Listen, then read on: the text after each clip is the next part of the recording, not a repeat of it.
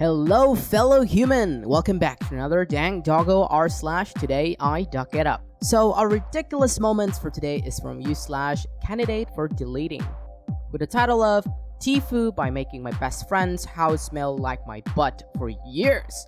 Obligatory not a today duck up. Text wall warning with TLDR at the end per custom.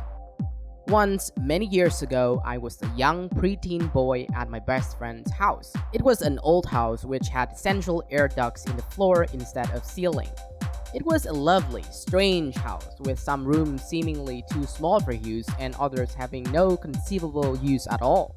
It had a root cellar. It had a conical iron staircase. It had a terribly small bathroom.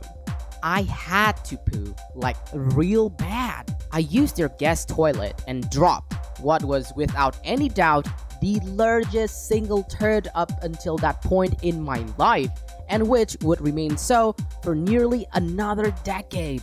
It was so big that it stood several inches out of the water, supported only by its own structure, jammed into the S-bend. It was so dang long. My diet at the time consisted mostly of corn dogs and peanut butter sandwiches, as is the way of many preteen boys, and as well as being long, the turd was dense and would prove surprisingly impervious to toilet water.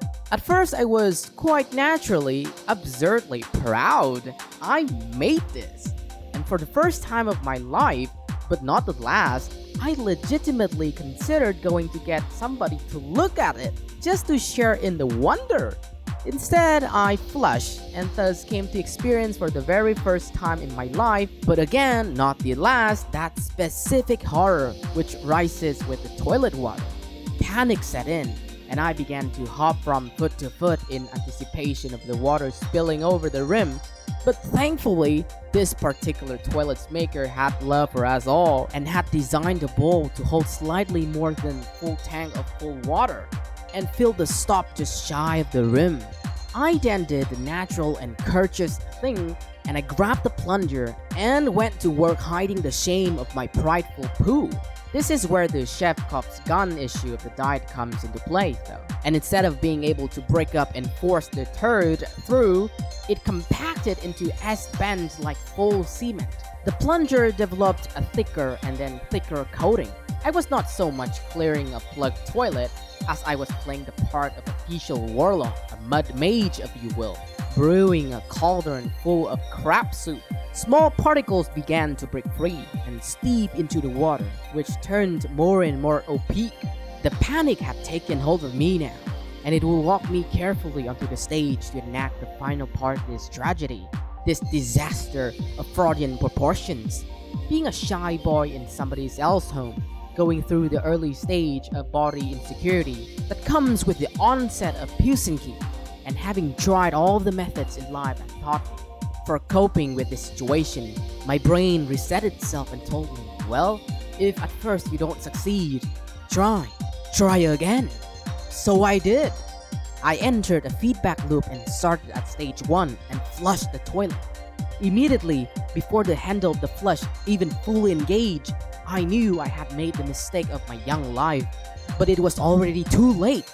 I felt through the handle, the internal mechanisms lift against the pressure of the water, heard the rush of gravity-assisted water, and looked down at already full-blown bowl just in time to register a moment of stillness. Perhaps the toilet was designed in such a manner so that events could not happen. I was young and inexperienced, and so much of the world work was a mystery to me.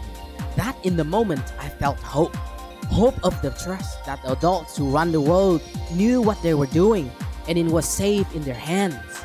They had thought of this, obviously, because how could they not even know this problem could occur and then taken steps to ensure it couldn't happen? Then the water began to rise. In the moment that the dark brown liquid crested the rim, as it began to flow down towards the floor of the small half bath, my childish innocence and my trust for the system my forebears had built was lost. Life was chaos, and any idea that may be planned for us, celestial or humans or otherwise, was a lie. Time slowed with the combined existential traumas and the memory of the poop, water hitting the floor, and beginning to spread still remains one of my most vivid, crystalline memories decades later.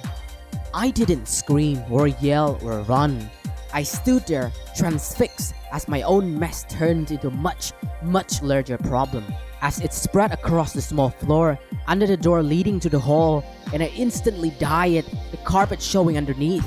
The water level having hit resistance then began to rise. I felt it steeping into my shoes and socks. I could sense the smell of it, rising from the level of offensive but acceptable BM to that of an open sewer. And then, for the first time, I noticed the vent. Chekhov's other gun then fired, and I settled my vision onto the floor AC vent, just in time to witness the water sweep over the minor levee of its sides and create, for a brief and darkly beautiful moment, the feature forever remembered me, but never spoken aloud, as Wonka's chocolate waterfall. I then finally made a noise, not remember as a sound, but a spasm of my lungs and vocal cords. I made a noise with my spinal column, with a sudden tension in my quads and shoulders, which raised me on my toes and outstretched my arms, all outside the means of concision's volitions. I wailed like a mother hyena, watching a lion begin to charge her pups. It wasn't human sound, it wasn't a human being. I was an entity of filth and shame and worry and fear and longing for a quick and sudden death. That is my final, lasting memory of the event, the sound and the dread. The aftermath of it all is lost to me. I know that my friend arrived first and had just had a moment to register his disgust before his parents arrived. It all got cleaned up, so a whole carpet stain came out, and there was no lasting water damage. I was able to smell myself every time I came into their house. On warm days, it rode the cool air. On cold days, it assaulted the heated air. The friendship did not last the trauma. I haven't seen him since high school. TLDR destroyed my best friend's toilet and all but crap on his carpet and his central air ducts. I mean, I have to give him props for being extraordinary storyteller. I mean, the story is just literally about him pooping in his best friend's toilet. But my gosh, how could a person's poop got so large to the point that it even clogged the toilet and pouring down to the carpet? I mean, like what the hell? OP got a great sense of humor, I gotta say. I just love the way he narrated the story. Especially, the part of how his diet only consists of corn dogs and peanut butter sandwiches. Like, it really reminds me of my teenage life. Or, how he was quote-unquote mud warlock or mage brewing a cauldron full of poop soup. Like, what? It just made the story much more intense and interesting, like a fantasy or something. I wonder if it's because of this that their friendship going down the dark path though, as he no longer sees his best friend anymore. And now for the comments. We have the first comment by /please send nudes. TIFU has really ducked me up. I thought you were gonna lob it into an AC vent or something. The OP replied that, I mean, I couldn't have any more success on that front if I'd broken the plunger into pieces and built a miniature poo-flinging tree bucket. Meanwhile, user Weather commented, Poop knife! User Klinko asked, I know when I was reading, I was like, this is going into a poop knife territory? Username JustChris319 praised, this was an absurd ride from start to finish. Excellent storytelling skill also. Thank you for this. The OP responded, my one and only true talent in life is BS theory. Made me a decent storyteller, lol. This was all 100% true, though, despite my wishes to the contrary. User Put Him Into Curry gave their thoughts and asked, question, when the water started to crest, did you instinctively make little shooting gestures to convince the poo to leave? Because I do, every time. Sometimes I plead for it to go down, like go, no, etc. The OP shared that, I lost all capacity for language, not just speech, but gestures as well. I may as well have been feral. That's it for today, fellow humans. Thanks for watching. Dank Doggo appreciates your time. If you enjoy our content and want to see more of us, stay tuned and subscribe. Don't forget to smash that like button or Doggo will cry. Also, you can always tell us, your Doggo comrades, your experiences in the comment section. I will catch up with you guys later in the next video.